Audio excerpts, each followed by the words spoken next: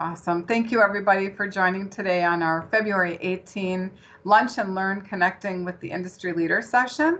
As I mentioned, it's an open mic session today, so we'll have to do a bit of mute management on your part, so please be conscientious about it. But we want that open mic today because the topic that we're going to talk about is really exciting and interesting.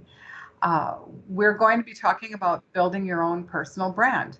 And any of you who have tuned in to our Connecting with Industry Leader sessions in the past will have seen the contributions that we have from all the members, many of whom you're seeing here on the screen today. These are industry leaders from all walks of life, from all backgrounds. So we certainly have a good mix of diversity, equity, and inclusion on the phone right now. And we're here to bring all these ideas together about what we need to do in order to create our own personal brand. So our team got together a couple of weeks ago and we brainstormed on some of the questions and topics and dialogues that we wanted to share and talk with you all about today. So that's why it's open mic day. So please pay attention to that mute as you're enjoying your lunch. But I want to I had also sent out the topic question list in the meeting invite just a little while ago, so you could kind of follow along with the discussion topic, but it's not supposed to be a presentation, so we just want some dialogue. But I'm going to open it up with the first topic, which is a digitally related question, which is quite appropriate for the Connected Systems Institute, as well as the background of pretty much everybody in this session here.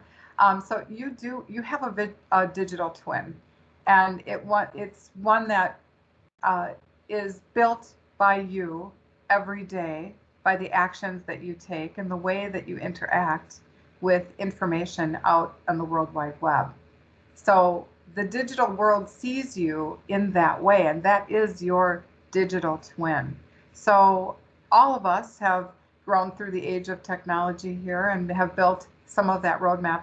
I'd like to open the mic for some suggestions, and I'll open with Elizabeth actually to kick off the discussion, and then we can all join because she's smack in the middle of the screen here for me. So. All right, and what did you want me to kick the discussion off with? I didn't quite follow that one. Sorry, Mary. The fact that we have each of us has a digital twin. And be intentional about how you create your digital twin, and how do you consider, what do you think about when you're dialoguing on the web, really? So I think that's a great question to ask the ancient person on the phone, right? Because for one thing, I just said phone, right? And we're certainly past that technology, but I think that one of the key things to think about when you're out there on the web, no matter where, is that what you do today is going to be there forever, right? And these days, what you do and what you don't do. So those of us who are leaders in a company like Cummins, it's expected that we're actually out there in forums like this, that we're out there tweeting, right? And that we're out there in LinkedIn and creating an image for ourselves there. So we show up as leaders in companies, so that that digital twin not only represents you, but it represents your company, and it can represent your history, so that you gain appropriate opportunities through that network of folks. Absolutely. And actually, I'd like to ask Jennifer to weigh in on this next, because Jennifer, you are directly connected to student experience, and you're helping build that handshake between industry and student. Can you comment on the topic? I can, and in fact, this exact topic came up with my 10-year-old son last week, where he was posting some comments on YouTube, and since he's too young to have his own account, he was using mine, and then I started getting some emails, and it wasn't negative, but I actually had to have a sit-down talk with him about even things that he posts now at 10 years old will carry through with him until he's 90. And all of us have to be thinking about that, and especially think about our students here at UWM and how activities that they've engaged in online while they were younger can carry through with them into their career search. I have definitely reviewed people's online profiles when I've gone through hiring processes.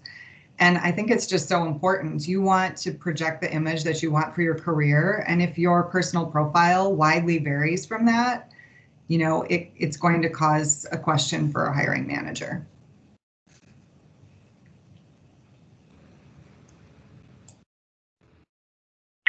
So I have a question. Can you guys hear me? Yes, we can. So given that, you know, a 10-year-old is you know, writing a comment or something, and like you said, it's there forever.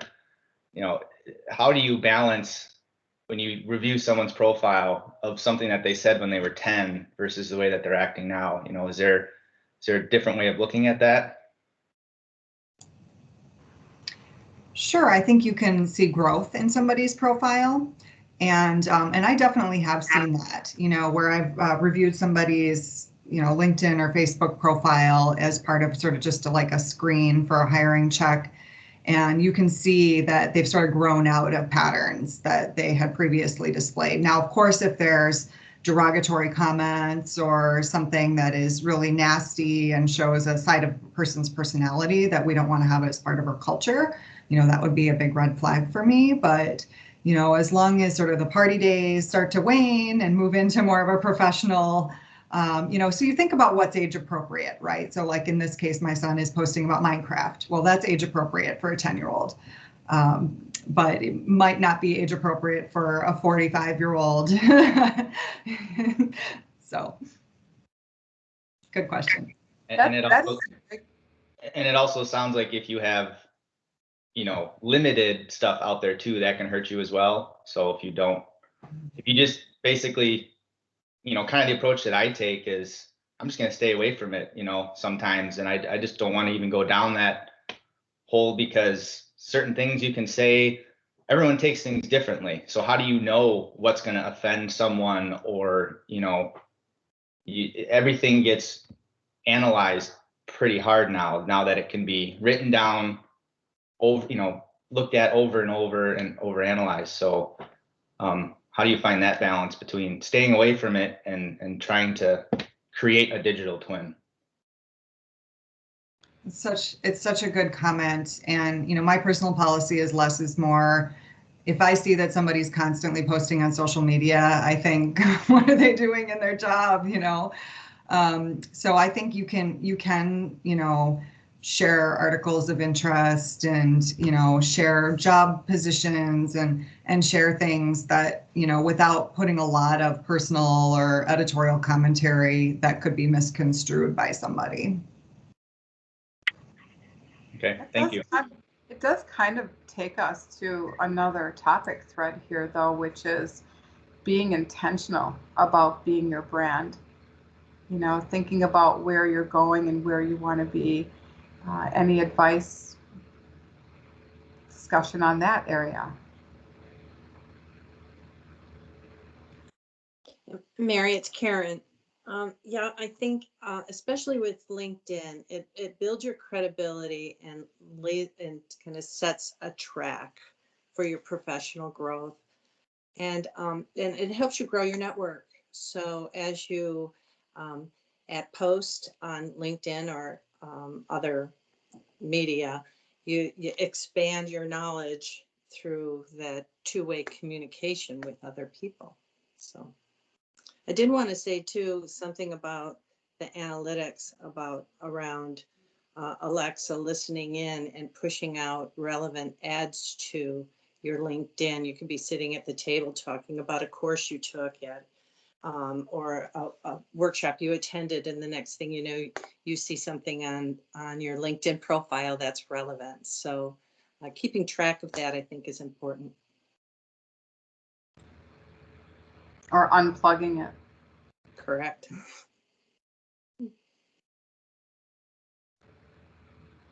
We had some conversation about how important it is to really know yourself, really, because learning yourself learning about yourself helps you to work better with others. Elizabeth, you had some comments on that when we were talking earlier.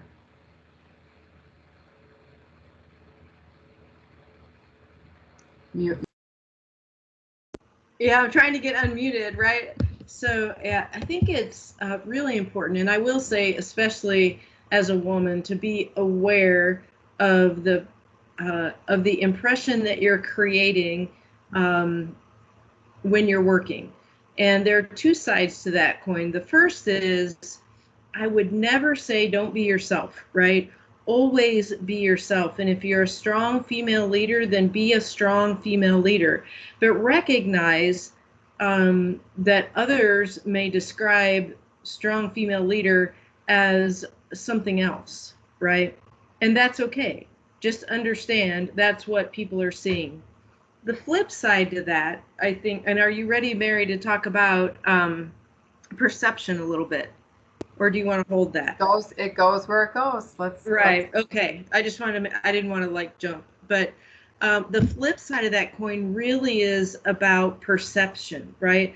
So you can be a strong female leader, but you don't need to be so strong that you roll over the top of people and create the perception that basically create a perception you just don't want others to have, right? And have it become a negative impact on yourself. So it's a balance between being yourself, recognizing how others are seeing you, and making sure that we understand and intake that and make a decision. I'm going to take that input and I believe it's real input and I should adjust how I'm behaving, or I'm going to take that input and you know what? That's okay.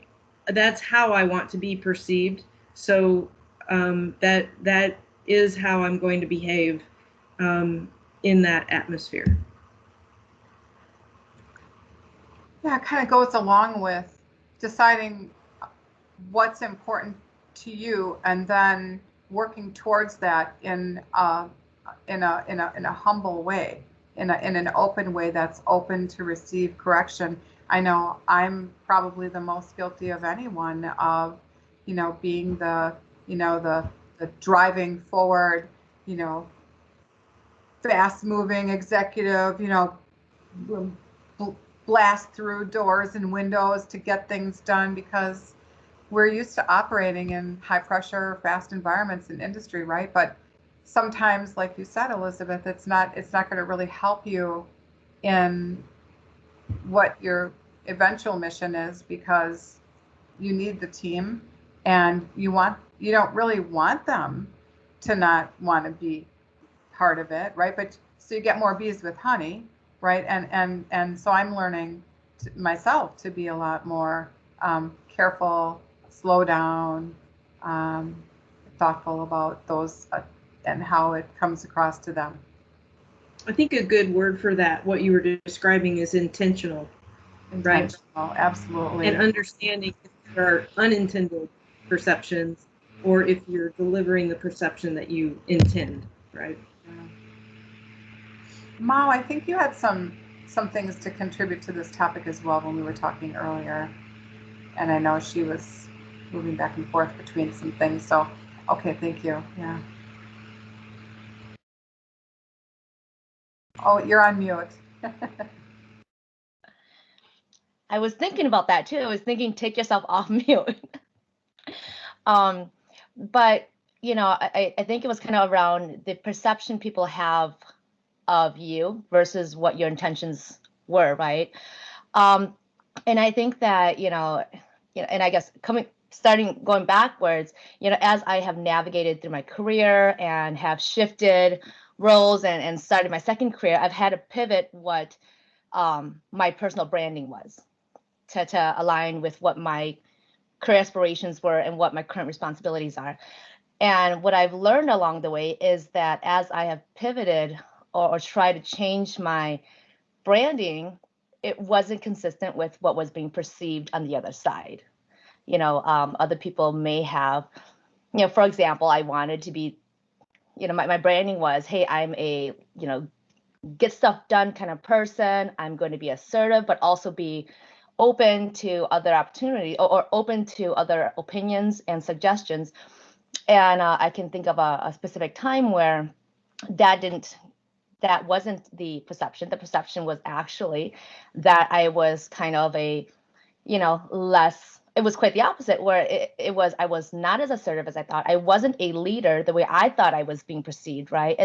And that was no one's fault. It was just the way I thought I should represent myself was actually different than what was perceived. And what I've done differently now is be very intentional about asking my peers and asking my leaders and people I work with on, hey, when you think of Mao, what do you think of? Who am I?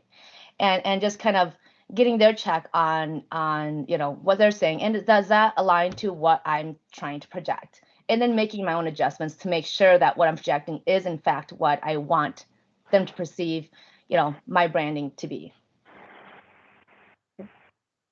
Hi, this is Rachel. One thing I'd add to that is sometimes the people around you are biased by some of their own initial opinions and perceptions. So even though you're projecting that fact that you have the capabilities to be a leader, they may not be letting themselves see it. And sometimes you need to call it out to them and say, look, this is where I want to go with my career. This is how I'm trying to demonstrate it.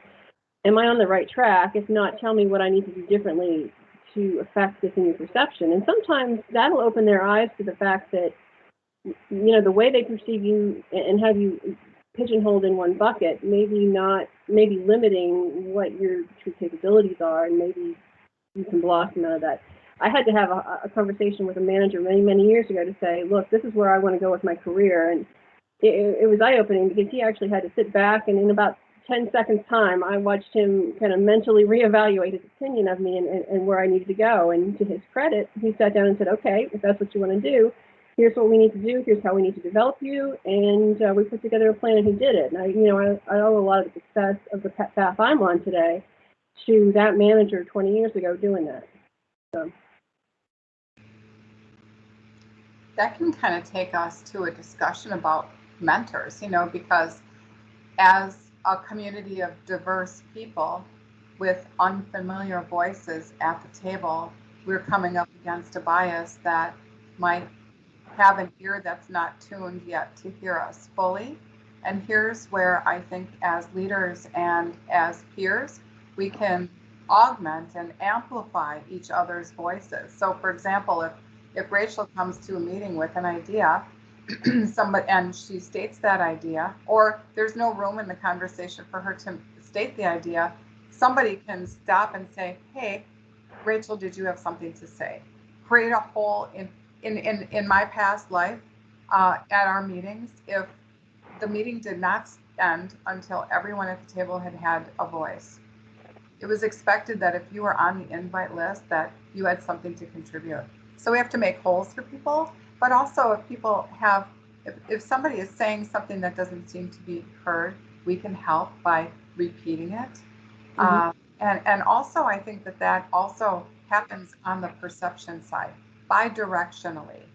So the things that you reflect, that you see on another person, positive and negative, can help them.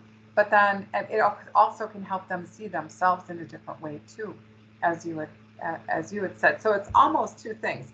Help, please see me at my full potential, but also please don't just see that one thing about me, right? Or let me see what you need as well, right? It's a bidirectional thing.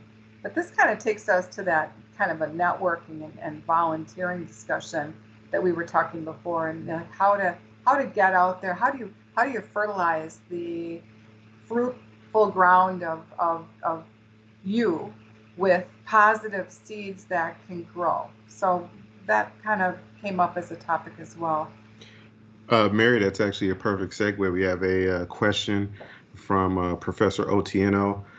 She mentions that in the audience we have students at all levels who will be either looking for or interviewing for internships or full-time jobs. What are the key points for them in branding themselves in the few minutes they have in the interview, especially in the current world with virtual interviews?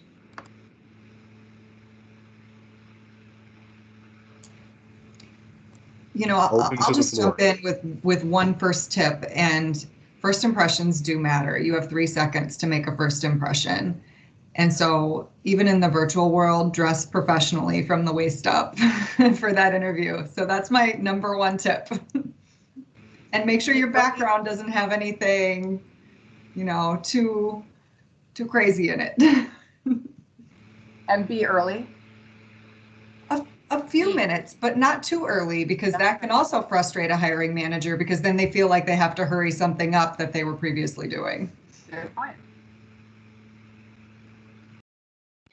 And I could probably speak to that a little bit. I think especially as early career folks, right? Just really understanding what are your strengths and your weaknesses, because you can expect those questions to come up in some way, shape, form, or another. But just really understand what your strengths are and play to those. And then I think most importantly, just be really authentic to who you are. If you're, naturally a more quiet, reserved person, that's okay. Don't force yourself to be, someone that you're not, because it will show through. And if you're naturally a really outgoing person and bubbly, let that show through. Just be really authentic to who you are. But I think also, again, really know, what are your strengths and how can you leverage that, and understand what your weaknesses are, and then understand how can you overcome those weaknesses.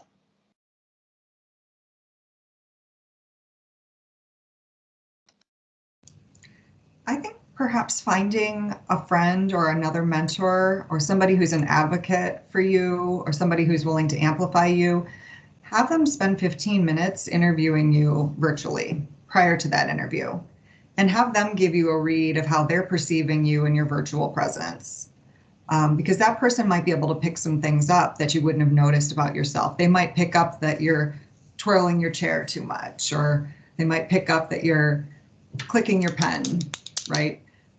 So I think doing a practice run with somebody that you trust and who has done hiring before would be a really valuable experience. Thank you for bringing up the topic of body management, Jennifer. I'll share a story. I was at a meeting with the CEO of a shipbuilding company, and my senior sales engineer was sitting to her right. I was sitting to her left. So he was across the table from me. And the entire time of the meeting, his leg was bouncing. Now, many times it's hard for people to concentrate without moving something on a conversation, but it was so distracting that I could kind of see her look. It was distracting. And so I had to call that to his attention. So you should be aware of your body movement, because it could be distracting to what you're trying to project.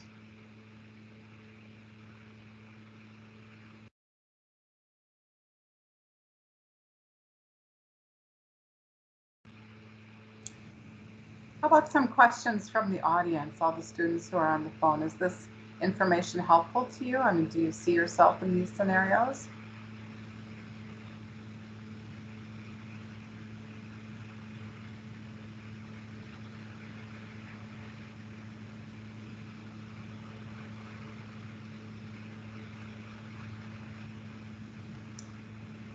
Since there aren't any questions, I'll jump in and start talking about the pigeonhole topic. Oh, yes, good idea.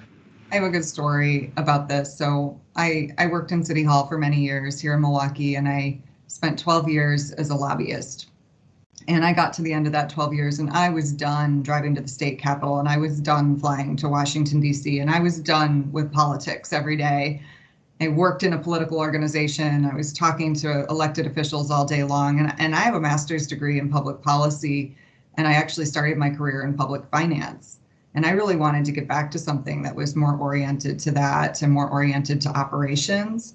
But the only thing that anybody saw me as was a lobbyist. And I was getting job offers and recruitments from all sorts of firms and companies who wanted me to come and work for them. And I knew that, I was a good asset in that sphere, but I knew that I didn't want to do it anymore.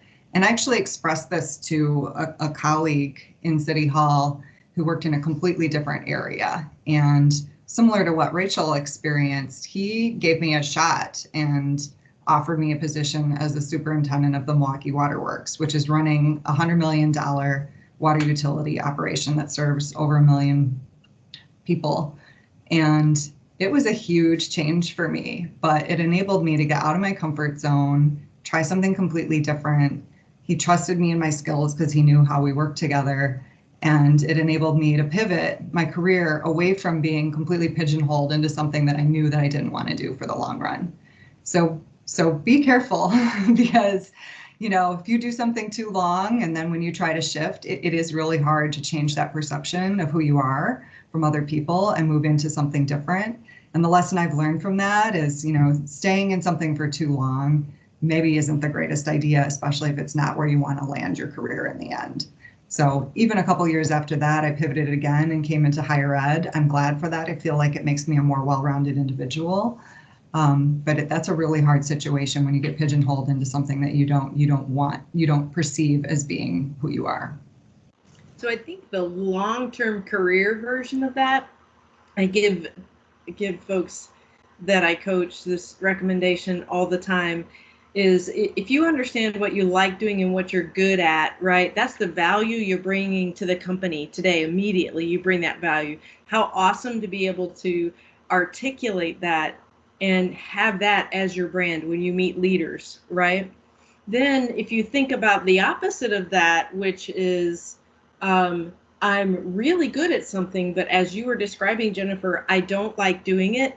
Hey, guess what? The only person that knows you don't like doing it is you, right? Your manager, unless you tell them, or leaders in the company you're in, don't know that you don't like doing that, right? Because you're really good at it. So, hey, I'm just going to keep putting you in that job, right? Because you're really good. So the only person that knows is you, and you have to say that out loud, right? And be brave enough to do that. So you're creating, thinking of that brand, right? When you do that, not only are you creating the brand about what you like to do so that you will get that opportunity, but you're also creating the brand that, hey, I know myself, I know what I like, I know what I don't like, and I have the, I'll call it the chutzpah to say so, right? So I don't get stuck. Well, there's an art to that. You know, there's an art to how you promote yourself without coming across as bragging, right?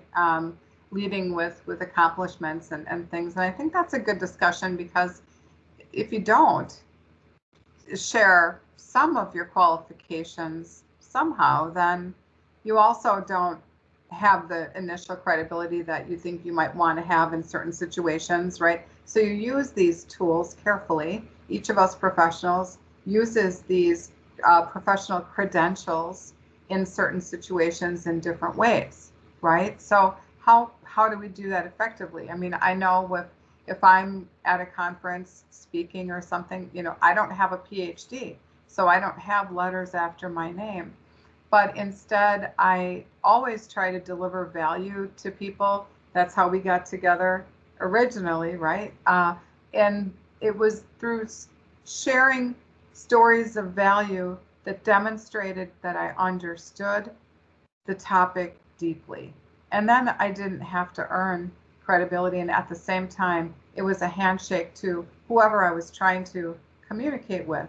And so that was the technique that I used, was not so much to say, hi, I'm Mary Bunzel, I've done a gazillion things, I'm the chief of everything, glad to meet you. Instead, it's more like, hi, Elizabeth, you're from Cummins. I know you guys are just so innovative in the area of AI and how you're using work instructions to help standardize your job plans so that you can eliminate variability and become more efficient. I think that's just amazing. Right? So if you can build your credibility story into the handshake that you make with the people that you're connecting with, I think that the credibility story just goes like that. Other suggestions? I'll just say that I really like that word you used about value, Mary, right? it's not about you and how great you are. It's about the value you were able to bring to the situation, whether that's your job or somewhere you're volunteering or when you're lobbying, right? Whatever the value you brought was, that's the thing to discuss.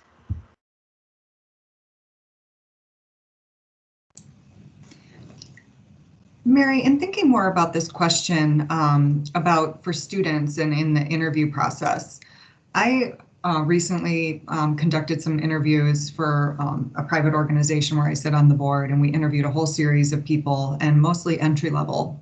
And one of the takeaways that I had on each of those interviews were 15 minutes. So it was kind of like speed dating. You know, we had 3 questions, 15 minutes, and they did not have a lot of time to get their presence across. And the number one thing that I picked up was that a lot of the individuals gave too long of answers. And by the time we got past that first minute or two, I started to forget what they were saying because I was trying to focus on them online, but it was just really hard. So breaking down your answers in manageable chunks, answer that question as swiftly and efficiently as you can without sounding curt. I think that's a really good tip. Because otherwise, as a hiring manager, I can picture you standing in my office and giving a very long-winded answer to something when I have somewhere I have to be, right? That's a really good point. And the crisp message, I think, also has to relate to who you're talking to and the value that you're going to bring to that company. So you should spend some time understanding who they are, look through their other job postings, what they're looking for, what they're publishing out to the press, because you have to, in 3 seconds, like Jennifer just said, give 3 to 5 words that connect you to that mission. Yeah, show an understanding of the business that they're in and what they're looking for and the value you bring to the table for that.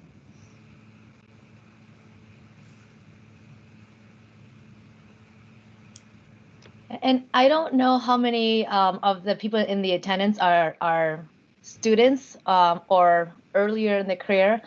But I guess I just want to echo what Jennifer said.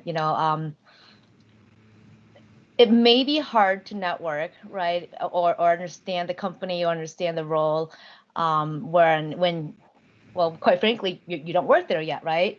But there are also some very powerful tools you can use, like LinkedIn, and see, how many alumni currently work there.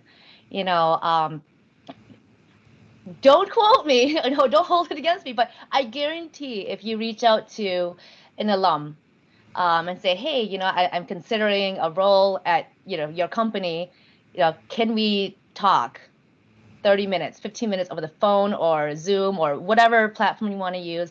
I just want to learn more about the role and the culture. And even if they don't know exactly what the role is, they can give you some insight.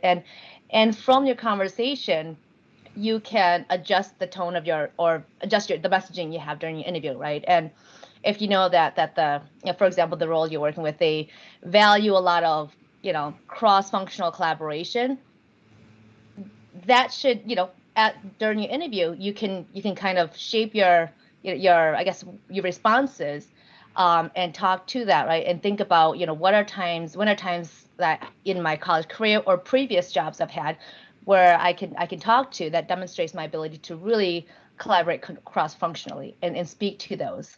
That's always helped me. If you're in your current organization looking to move to another job, reach out to those team members. I think in today's world, that's almost expected that you reach out and do a little bit of investigation beyond just looking at the website. That's a really good point. I love that.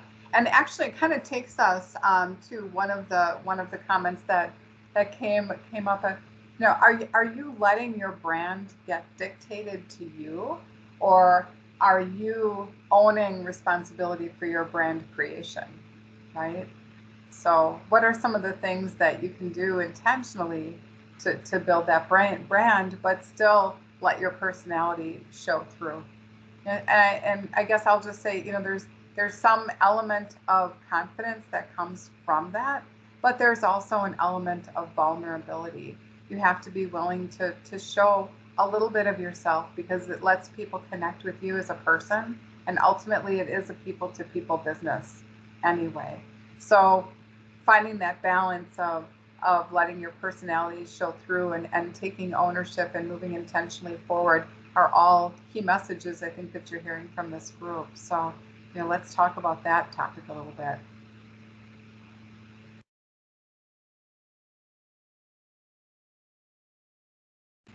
Charles, I think you brought that one up.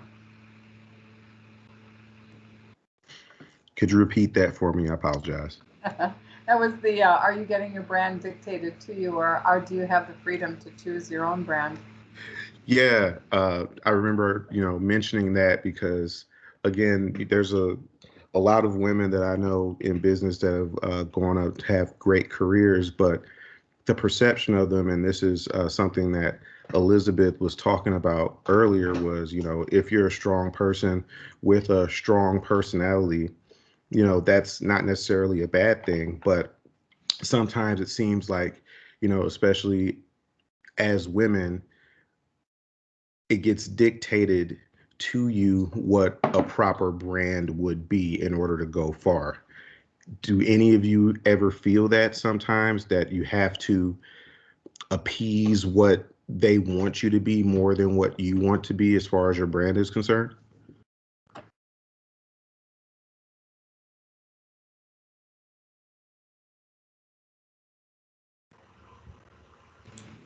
I think certainly when I was younger, I let that influence how I felt a lot more. I don't know that it necessarily influenced the brand I was creating because I was too young and immature to really listen to others' input at that point in time, right? But also when I heard what was going on in the background, it was much more impactful, I will say, internally. I think for me, I was always working in a field that was dominated by men. And so earning my credibility required that I always be better prepared and have more knowledge and be better organized and all of that. And I think that I tapped into a lot of the really smart people that I was able to learn from along the journey. And my brand then has become lifelong learner, networker, sort of because of that. I wanted to be with the people that were just so smart and then absorb that information and eventually evolve into an expert myself. And so in some cases it was, if I didn't have the confidence to think that I was the expert, I just faked it. I just pretended I was the expert. And I said it with such confidence that they believed me. And pretty soon I believed it too. It was an amazing thing. So I think that in some cases you have to be comfortable with being uncomfortable and emulate who you want to be. If you see somebody out there or pieces of personalities, people who you want to be like, just be like them and make it your own and grow that way. I agree with you. I think confidence can, take you a long way when it comes to your brand. I've been fortunate throughout my career that my brand works for most people. As I told you before, my brand is basically being adaptable to whatever situation that I'm in. Is just being that team player that can fill in the gaps that are missing for that team. And people appreciate that, but also people appreciate my confidence in myself to get the job done when the job is necessary. And, being confident in your skill set, in your expertise is another way of, showcasing your brand to others that may have misgivings about you or may think that your brand isn't proper to what the position you're in is. So that confidence is a great shield for you. Yeah, I think you're absolutely right. The confidence goes a long way. Where I run into trouble with this is not so much because I was a woman in a man's field, which I have been my entire career, but more so dealing with, I'm an introvert and I have a collaborative kind of a personality and approach to problem solving. And I have worked for some people who are absolute steamroller type A personalities. And they have tried so hard to turn me into that, and it just doesn't work. I cannot do that. I can solve problems many other ways, but just not that one. And if I have one message to those folks, it's that you cannot project that onto other people. You cannot force other people into that kind of mentality. It just isn't going to work. You need to take them for who they are and work with their style and figure out a way to meet in the middle. So. I would love to make a request of everybody on the call. I would be really interested if everybody could type into the chat 3 or 4 words that they think illustrates their brand. I'll take the first leap here and choose 4 words of how I would define myself, my working style, and I'd be really interested to see what everybody else puts in there. I'll capture this and make a word bubble from this. This will be interesting.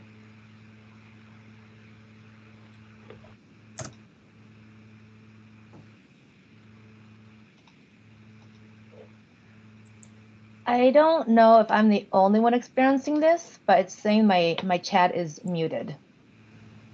Really?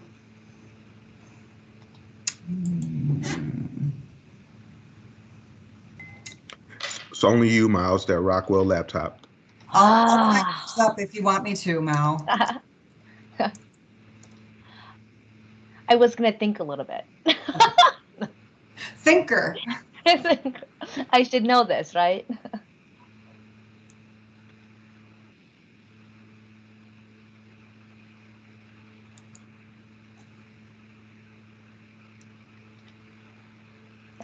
And actually, yeah, I mean, I think for me, the branding that you know, I think what really sticks to me is really when I think about what I want people to think of when they think of who's Mao, right? I want them to think of, you know, Mao's passionate, Mao's driven, you know, Mao's a doer, right? Get crap done, and a problem solver, you know. And I think all those kind of bubble up. You can lump them all into one bubble. But really, the problem solver and a driven, passionate person. I have to say the same for myself. You know, it's the Chinese New Year. It's the year of the ox, the metal ox. You know, so I'm plodding, I'm hardworking, but I'm also, you know, successful in building things. Usually, as long as I stick to that pattern. I think that's descriptive. How about some of our students on the call? Anybody want to chime in with some thoughts on their brand or questions for us? I see Andrew, firefighter, mentor, curious, honest. I love that. I do look for curiosity, intellectual curiosity when I'm hiring. You know, people who are coachable and have intellectual curiosity and a drive to learn, even if they don't know everything out of the gate, somebody who is willing to learn.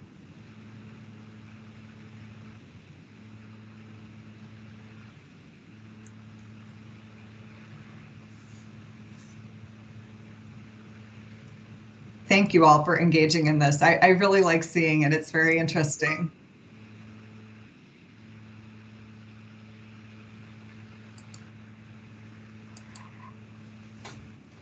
I have like massive FOMO right now because I'm not seeing it. So I'm like, I want to know too. Oh, okay. But that's okay. No. Detail oriented, people focused, problem solver, caring, a fixer, strategist, active, adaptive, consistent and collaborative, leader, teamwork, reflective, appreciate diversity, serious, dependable, disciplined, transparent, passionate, driven, problem solver. I'm hearing some consistent themes here, right? Firefighter, mentor, curious, honest, thinker, collaborative. Yeah, it seems like these are all like common characteristics of all of us. I guess, you know, just the fact that we're here during our lunch talking about this is one of the characteristics too, right? Dedicated, willing to volunteer, willing to go the extra mile, do the extra thing. I know, Jennifer, you had your drill out at the water department there, putting desks together when you're the leader of 300 staff, you could have asked to do it. You know, I think being willing to roll up your sleeves and just do whatever it takes. You know, I'm folding CSI t-shirts that I'm hoping to give out to students. You know, it doesn't matter. I'll do it. No one's too good to do anything. I think you all have to have that. And then also, what about being uncomfortable with being uncomfortable? You know, being okay with not being completely stable, right? Because if you're uncomfortable, you're growing. Showing vulnerability. I allowed my staff to put me in a dunk tank one time, and that was really just letting down my guard, you know, and allowing them to throw the baseball at the thing and let me fall into the water over and over and over again. And I think as a manager and a leader, if you can show some vulnerability and are willing to be one of the team, not just above the team, that goes a long way with the people you lead. Yeah. Most successful leaders are servant leaders. It's, in my opinion, it's an inverted triangle. I'm supporting all my staff are way more important than me because they're the ones that are getting the work done. That's how I look at it. You know, and I agree with that. You know, I think that when I think about, you know, the best managers I've had or the best leaders I've seen, right, are the ones that come to me and say, you know, Mal, how can I help you? What barriers can I move so you can continue to work? You know, your job is to work. My job is to enable and empower you to continue to do great things. So how can I help? Right. And I think that says a lot. You know, not only are you keeping us productive and enabling us to contribute to the company, but you're also giving me permission to be me and to work in the way that I work best and to be authentic and true to who I am, right? And continue to, you know, maintain my brand without saying, well, you know, this is the prescriptive way of how to do it, and I'm not gonna pick the broom and sweep because I'm too important, right? So I think, you know, when you have a leader that leads in that way, it's much more than just letting me get my work done. You know, it really kind of elevates, you know, myself and how I come to work and how I show up and how I want to contribute to the team and the company. So thank all leaders. I thank you, all leaders that behave that way. Well, this is such a great segue and a way to finish up our discussion this afternoon. As a plug for next month's session, March 18th, when Becky House, the Chief HR Officer and Chief Officer of Diversity and Inclusion and Legal Counsel, Becky House, will be speaking with Mr. Tim Millwood, who's the Corporate Vice President of Global Operations for Cummins Engine, and that's the topic. The building teams. How do you build a team to realize the best in what you need for a product or a project or whatever you're trying to accomplish?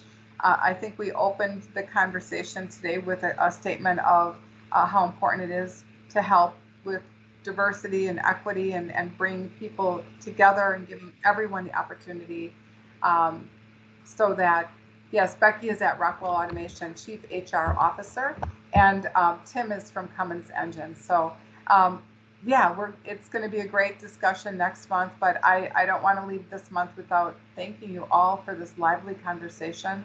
I thought it was just really interesting, and I sincerely hope that all the students and everyone who can listen to this later on benefit from the experience and the information that we shared here with you all today. So I'm going to give you a 10-minute break before your next 1 o'clock. I'll see you next month. If you want to listen to the recording, log into the meeting, share it with your friends. See you then. Thank you all. Thank you. Bye. Thanks.